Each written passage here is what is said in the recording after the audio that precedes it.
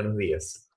Ya quisiera conectar con lo que planteaba José anteriormente, de que todo el rato estamos expuestos a construir sobre lo construido anteriormente. Y lo que quiero presentarles un poco es que cuando uno comenta eso, yo recordé acá un evento de 1993 en que estaba quizás con los mismos actores que están hoy día en Chiletec, que está ahí Hijo Piquera, y Ricardo Baeza tomó las fotos, y es el lanzamiento de un primer sitio web y nosotros pensábamos en ese tiempo que efectivamente esto iba a transformar digitalmente el mundo y obviamente había que convencer a toda la gente que estaba sentada ahí en este seminario de que eso iba a ser posible. De alguna manera, este seminario que es totalmente online, donde nos estamos juntando a través de la red para poder compartir experiencias, nos muestra lo pretérito que parece esta foto. Pero esta foto era bien precursora de lo que pensábamos que tenía que pasar en cada una de las instancias. Era el tiempo en que los computadores ni siquiera tenían Wi-Fi porque no existían. Pero evidentemente esto fue avanzando y quiero comentarles parte de la reflexión y de la experiencia que hemos ido construyendo en un camino similar al de Uruguay en términos de que había que sistematizar trámites, había que ordenar la información, había que alfabetizar a un montón de agentes que participaban del Estado y de la ciudadanía, y también había que ocuparse de cómo se preservaban digitalmente todos estos temas, que son cuestiones en las que nosotros hemos ido participando. Pero entrando en materia directamente, parte de lo que uno se pregunta es cómo uno se relaciona con el Estado. Hoy día estamos en un proceso de reforma de la Constitución y vamos a quizás a repensar varias de las cosas que estamos planteando. ¿Y cómo se relacionan las personas con el Estado? Bueno, básicamente nosotros reconocemos el trámite como la principal acción que nos conecta con ellos, y básicamente los trámites son actuaciones asociadas a procedimientos administrativos. Y cuando uno choca con esta terminología, yo vengo de la tecnología, pero uno empieza a querer mucho a los abogados que de alguna manera construyen software para humanos a través de las líneas de código que son las leyes. Bueno, quisiera traer acá el ejemplo de que si uno tiene un accidente de trayecto en un momento, de alguna manera empieza toda una idea de cómo voy a gestionar eso, y ahí uno se da cuenta de que hay muchas acciones anteriores, procedimientos anteriores en donde tuve que tener un registro de nacimiento, en donde eventualmente tuve un registro del contrato de trabajo, donde empecé a pagar cotizaciones previsionales, y ahí uno dice, ahora yo estoy cubierto por el seguro del trabajo o de accidentes laborales, y por lo tanto tendría que hacer una serie de otras operaciones, como por ejemplo pedir que me otorguen una licencia, o eventualmente reclamar por una licencia que no me otorgaron porque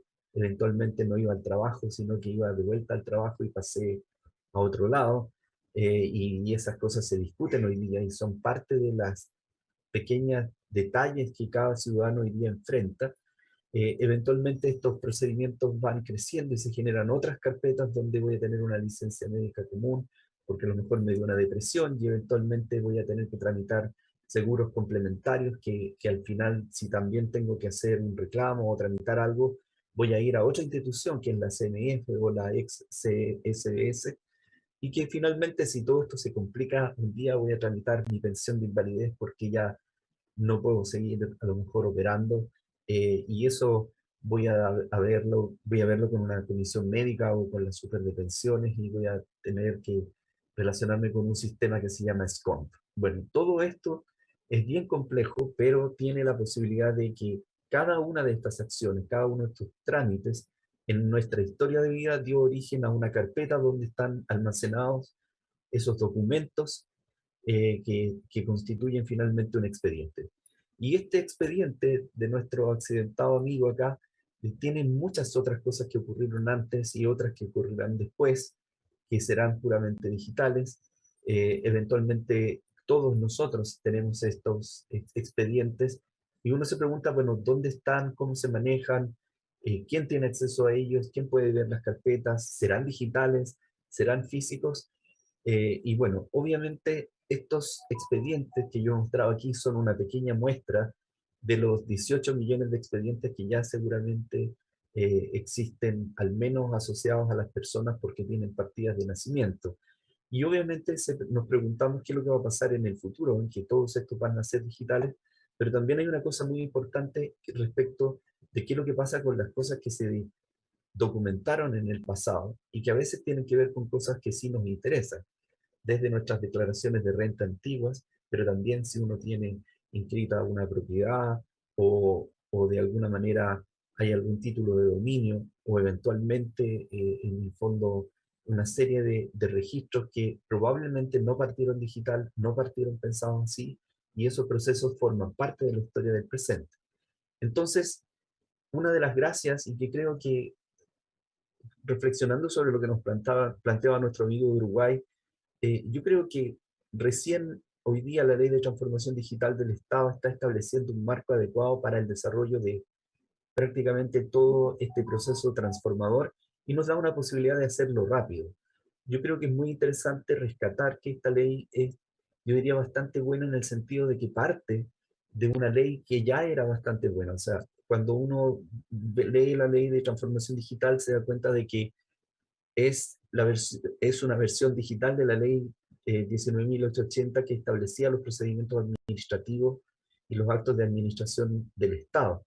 Entonces, tomaron esa ley, eliminaron toda la parte donde decía papel, colocaron todo digital y forzaron un plazo.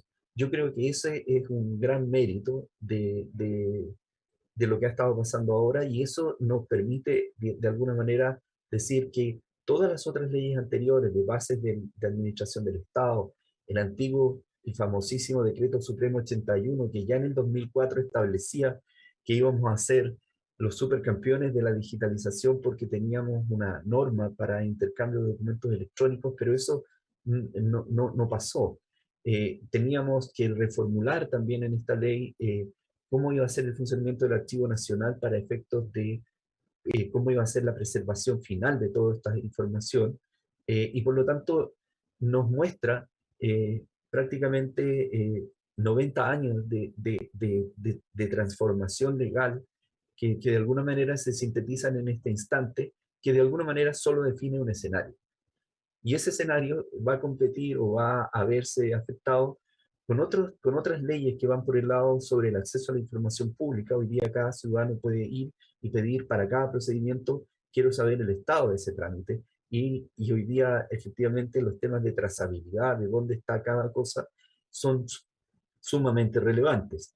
Y una segunda ley que es la 19.628 sobre protección de la vida privada, donde se regulan los datos personales y donde de alguna manera se obliga a cada repartición del Estado e incluso en el sector privado a devolverle al ciudadano todos los datos que conoce sobre él y uno como ciudadano tiene ese derecho de alguna manera irrenunciable al tema del acceso a la información de uno mismo. Entonces, en ese contexto, uno empieza a recordar que esta historia partió antes. En el 2009 se hacen las primeras acciones para permitir la interoperabilidad del Estado y se piensa en una idea de que cada institución del Estado tiene que interactuar con cada una de las otras a través de una suerte de cerebro central que tiene que de alguna manera resolver todas las coordinaciones. Y eso duró 10 años y hoy día está planteándose un nuevo esquema donde hay servicios centrales. La Dirección de Gobierno Digital, yo creo que acertadamente sacó una línea donde había que tener ciertos servicios centrales y la idea de nodos de interoperabilidad. Bueno, estos nodos de interoperabilidad de alguna manera pretenden resolver la interoperabilidad entre las instituciones sin complicarse con cuáles son los sistemas de organismos. Y eso, bueno, tiene que ver con una antigua idea que nosotros también veníamos construyendo ya desde esos mismos años. Esta fue como la idea que no cuajó en ese tiempo, pero se trataba de que en vez de resolver la interacción de cada sistema con cada sistema, lo que pretendíamos hacer era colocar un intérprete, un mediador que era capaz de hablar los dialectos del sistema legado de la institución y permitía hablar un lenguaje más entendible hacia otros intérpretes y por lo tanto coordinar esas acciones. Y por lo tanto la coordinación de esas acciones podía ser también manejada a nivel de un servicio central donde habían expedientes que se podían de alguna manera registrar y controlar la información que ahí se manejaba. Entonces, una de las gracias, y es parte de lo que hoy día ustedes, si están en esta charla, pueden conectarse, por ejemplo, a www.suceso.cl/mi portal y eh, van a tener una muestra de lo que hoy día se puede hacer y creo que plantea también un antes y después respecto de una relación del Estado con los ciudadanos. En este caso, la Suceso tomó la determinación de que, a propósito de que fiscalizaba a una serie de instituciones y recogía información a partir de estos procesos, por ejemplo, ellos fiscalizan las licencias médicas, los accidentes del trabajo, a las mutuales, entonces ellos tomaron la determinación de que toda la información que habían recolectado a propósito del proceso de fiscalización la iban a devolver al ciudadano.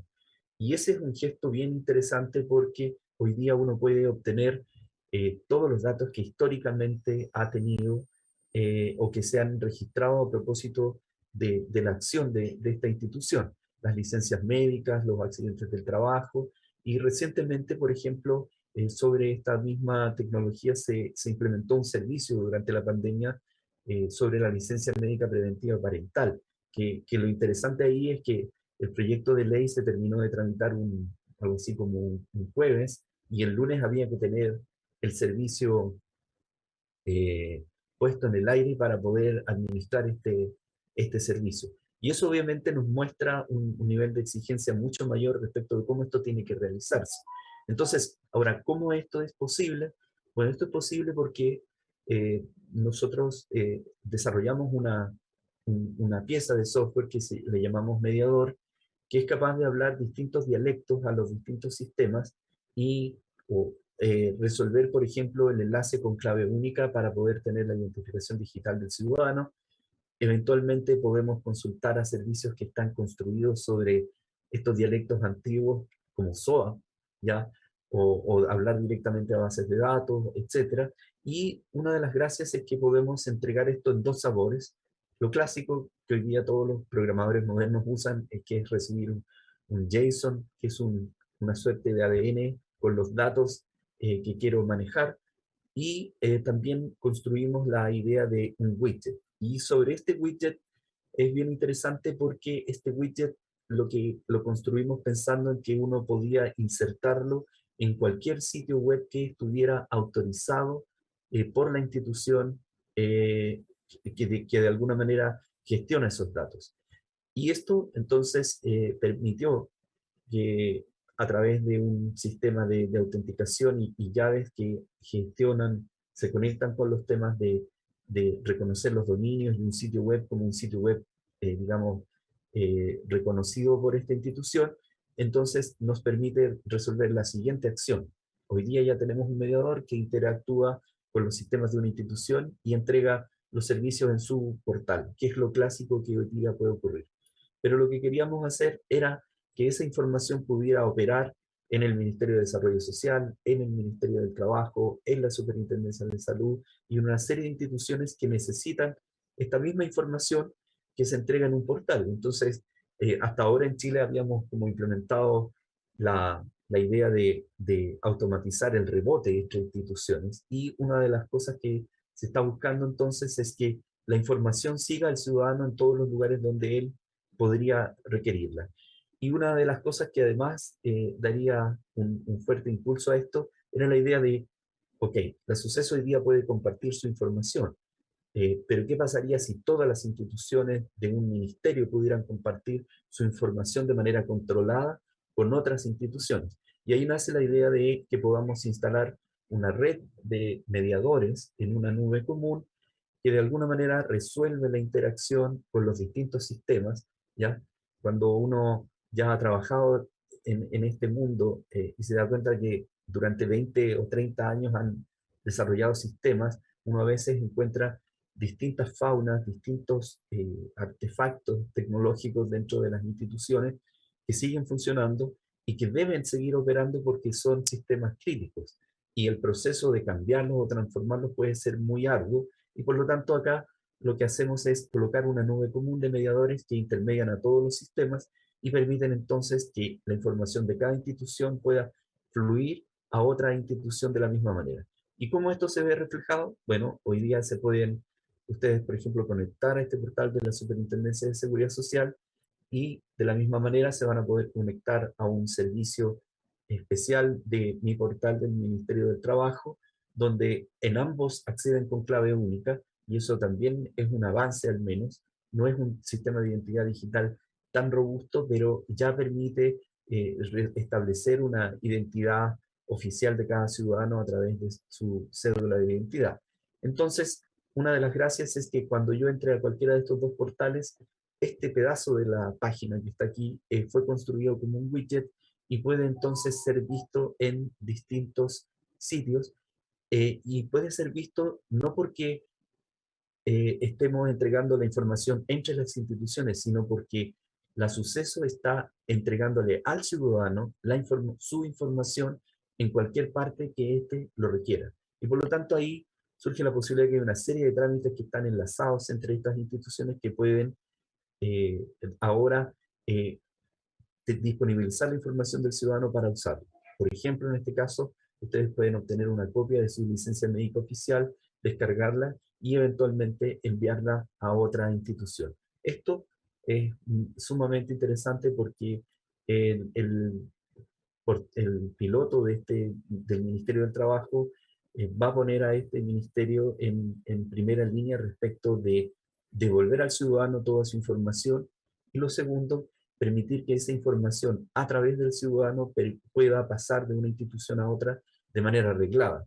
Eh, Siempre comentamos de que de alguna manera saber que una persona ya tiene muchas licencias médicas, por ejemplo, puede ser un dato que afecte digamos, es un dato personal que de alguna manera no todos deberían poder verlo y revisarlo. Y obviamente entonces estamos en un proceso ahora de que esta misma modalidad de mediadores se puede ampliar a otros ministerios, a otros municipios, a los gobiernos regionales y a operadores en el sector privado. Evidentemente todas las instituciones como cajas de compensación, ISAPRES, AFP, que hacen atención del ciudadano, podrían tener acceso a estos widgets porque esta información se le entrega al ciudadano en el contexto de los sistemas de otra institución y existen mecanismos para que el ciudadano pueda endosar o llevar esta información a otra plataforma. Entonces, una cosa interesante de este mediador es que tomando en cuenta los principios que establece la ley de transformación digital, lo primero que hacemos es extender la vida útil de los actuales sistemas y nadie sabe que detrás de eso puede haber una máquina o algún sistema muy antiguo, pero de alguna manera este mediador le da una interfaz moderna a ese sistema y por lo tanto nos da un plazo más prudente para hacer transformaciones más sustanciales de esos sistemas. El principio de equivalencia funcional acá se da porque los datos son entregados a través del ciudadano. Acá no estamos resolviendo si una institución le presta información de un lado a otro, sino que en el fondo siempre pasamos a través del ciudadano y por lo tanto estamos siempre amparados por la ley. Una de las cosas interesantes del proyecto es que han, todos han encontrado positivo que el ciudadano sea el dueño de los datos y a nadie le preocupa que en realidad él tenga toda su información. Y ahí uno se da cuenta de que es bien sorprendente toda la información que de alguna manera de uno mismo anda dando vuelta en la Internet porque corresponde a registros públicos. Pero un tercer principio es el principio de fidelidad y como estamos operando a través de clave única, de alguna manera eso formaliza las actuaciones del ciudadano a través de este mediador y por lo tanto podríamos asumir de que si él envía este dato a otra institución, ya lo hace bajo el amparo de clave única. El cuarto principio de interoperabilidad se puede resguardar porque contamos con una API key de autorización de acceso a terceros. Esto no es que cualquiera pueda instalar un widget así como de repente uno toma una pieza de Facebook y la coloca en un sitio o de YouTube. Aquí son widgets que se autorizan desde el sitio madre que es dueño de la información. Y el principio de cooperación, bueno, se puede dar porque cada institución con un mediador y los servicios centrales con su propio mediador pueden de alguna manera intercambiar bajo un protocolo que debería ser establecido.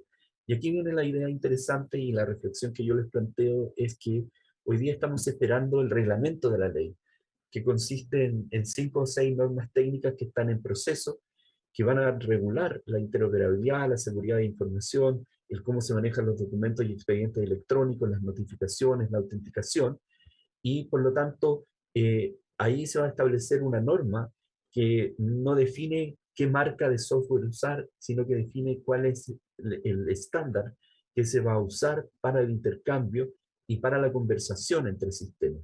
Y por lo tanto yo creo que aquí hay una tarea bien interesante. Eh, en el fondo este proceso partió el año pasado y entiendo de que hay varias mesas técnicas que están trabajando en el tema. Y yo creo que aquí han surgido reflexiones bien interesantes porque eh, en el fondo hay otros estados, en el fondo otros gobiernos en otras partes del mundo que establecen que por necesidades del buen servicio al ciudadano, todos los datos del ciudadano pueden fluir al interior del Estado, ¿ya? Pero eso de alguna manera vulnera la privacidad de los datos personales de algunos usuarios y este enfoque del mediador permite resolverlo de otra forma. Bueno, este piloto nos va a entregar una enseñanza respecto de cómo se comporta al interior de todo un ministerio con 10 instituciones que están conectadas. Nosotros vamos a trabajar en el endoso del documento que va a consistir en la descarga, en envolver esto en un sobre digital y interactuar con, enviar una notificación para que alguien lo pueda descargar de manera oficial. Y también estamos trabajando la idea de el mediador en un modo convenio interinstitucional donde se entiende que un convenio entre instituciones es un metaprocedimiento administrativo que es sobre el intercambio de otros procedimientos administrativos previos que de alguna manera pueden fluir a manera de nóminas y otros. Y por último, la idea de la ampliación de red de mediadores, nosotros entendemos de que el gobierno también tiene un proyecto de construir un nodo con ciertas funciones matrices también están en un plan piloto y los resultados están en ciernes. Y también está el desafío de los servicios centrales para efectos de permitir la trazabilidad, la notificación y la autorización. Y finalmente, en la prognosis de este sistema, lo que nosotros establecemos es que si cada institución, tanto del aparato público como incluso del sector privado, cuenta con mediadores, efectivamente se va a poder cumplir con la prerrogativa de la Ley de Protección de Datos Personales sobre la entrega de estos datos y por cierto que uno va a poder tener en su poder toda la información que saben de uno terceros y por lo tanto de alguna manera eso permite el primer control que debe ser por parte del ciudadano. Bueno, muchas gracias, eso era lo que quería plantearles en esta presentación.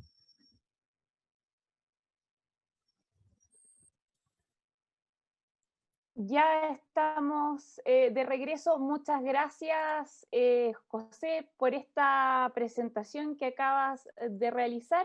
Vamos a tomar tiempo un rato, te pido que te quedes con nosotros porque vamos a revisar las preguntas que han estado haciendo quienes están participando con nosotros en esta instancia. Por ejemplo, tenemos a Diego Correa de ICUNA, cargo CTO.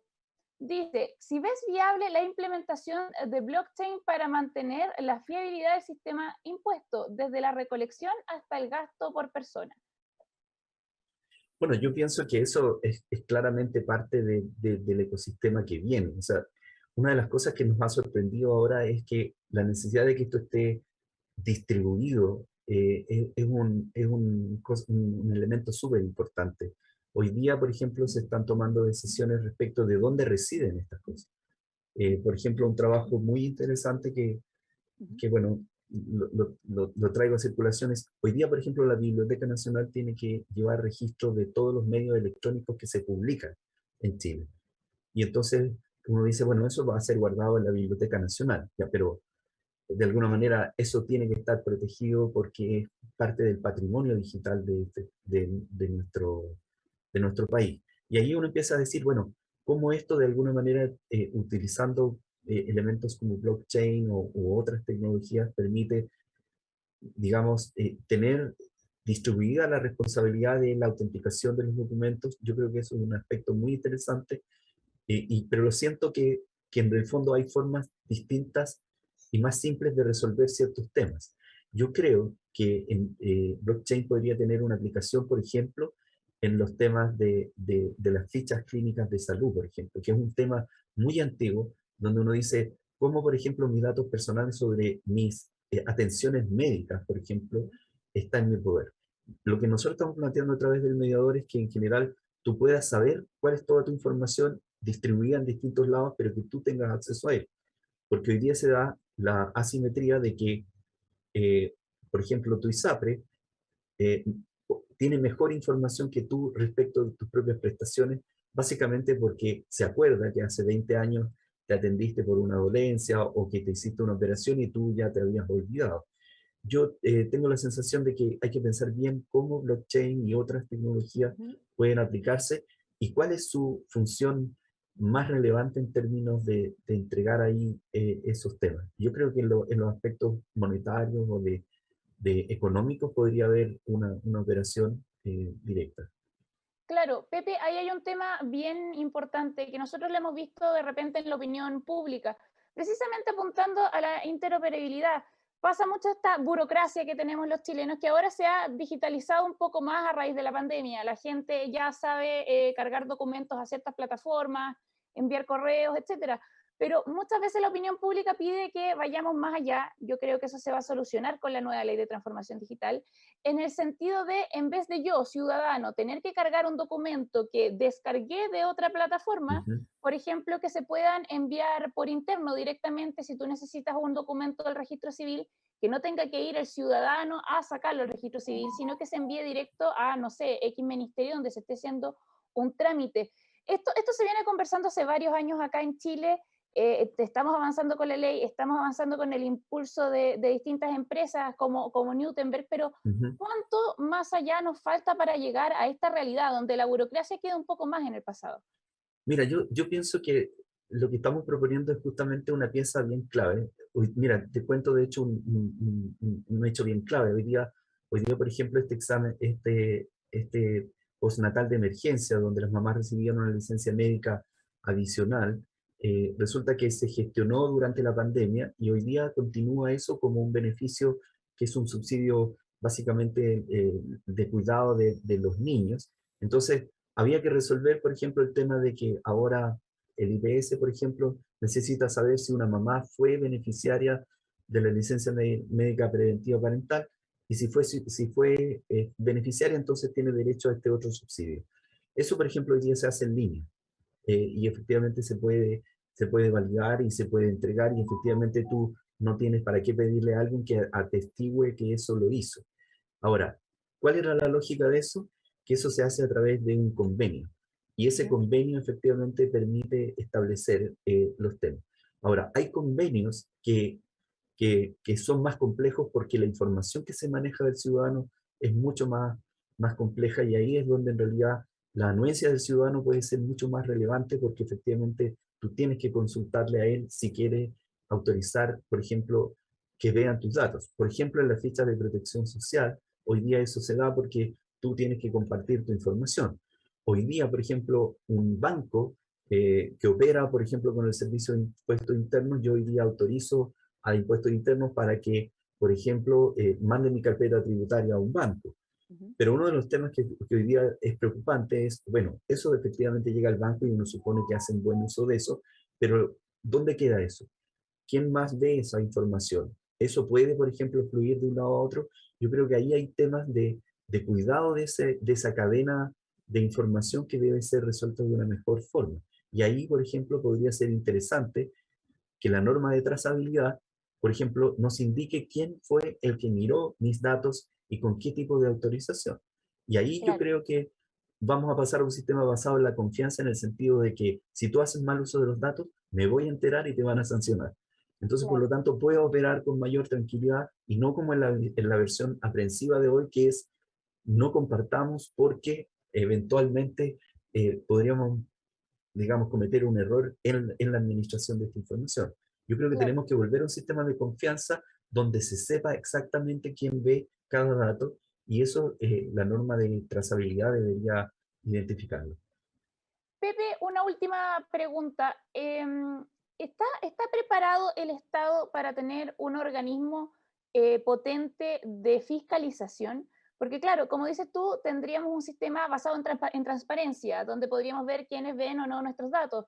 Pero también toda esta información tiene un valor. Obviamente tiene un valor para la persona, pero las bases de datos tienen valores y estas filtraciones y todo se pueden dar. Nosotros hemos visto que de repente en casos puntuales lo que es Brigada Cibercrimen, por ejemplo, de la PDI, ha logrado, digamos, detener varios fenómenos de este tipo, pero mientras más digitalizamos el Estado, más información delicada tenemos resguardada ahí. ¿Estamos preparados tecnológicamente para una fiscalización y resguardo de esos datos?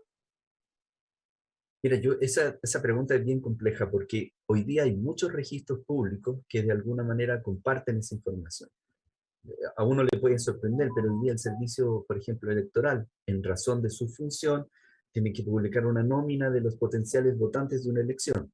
Y resulta que esa nómina dice tu RUT, tu dirección, y en el fondo inmediatamente te digo que esa información procesada por terceros claramente te da una idea clara de quiénes viven en este edificio, quiénes son los familiares de la persona que vive en un departamento específico, y por lo tanto, en realidad ahí hay un resguardo que posiblemente nos lleve a cambiar varias de las prácticas que ya están. Y uno de los temas que a mí más me sorprende es que ya hay información histórica que se ha desplegado públicamente y probablemente en una reforma de la ley termine siendo información privada, pero no vamos a poder borrar la historia. Y ahí finalmente se hace un acto de confianza sobre el tema de cómo se manejan los datos. Ahora, efectivamente la fiscalización tiene que ver con la trazabilidad. Yo más bien me inclino en esta idea, bueno, voy a tener algunos detractores, pero yo creo que al no poder asegurar la privacidad de todo el mundo por parejo, probablemente vamos a tener que vivir en un mundo sin privacidad, lo que no significa que se metan en tu vida personal, pero los actos públicos que haces como ciudadano, por ejemplo, que alguien reciba un subsidio del Estado, la pregunta ¿es información personal o es información pública? Y uno, si alguien emite una factura, ¿eso es información privada de la empresa o es una información pública? En un mundo que fuera completamente transparente, claramente esa información sería útil. Ahora, el punto de si podemos poner un sistema de trazabilidad sobre ella, tendríamos la posibilidad de ver, evaluar el buen uso. Hoy día estamos ciegos en la evaluación del buen uso de la información y obviamente los datos hoy día circulan de una manera increíble, pero ya también circulan en las redes sociales, en Facebook y todo, y uno dice, no hay ningún problema. Yo creo en un mundo más bien mucho más transparente, donde todos los actos pudieran ser totalmente transparentes y el que nada hace, nada teme, y por lo tanto no habría ningún tema. Pero esa es una sociedad, es una discusión de la ciencia ficción del futuro. Yo creo que el camino va por el lado de que haya más transparencia y que efectivamente exista trazabilidad.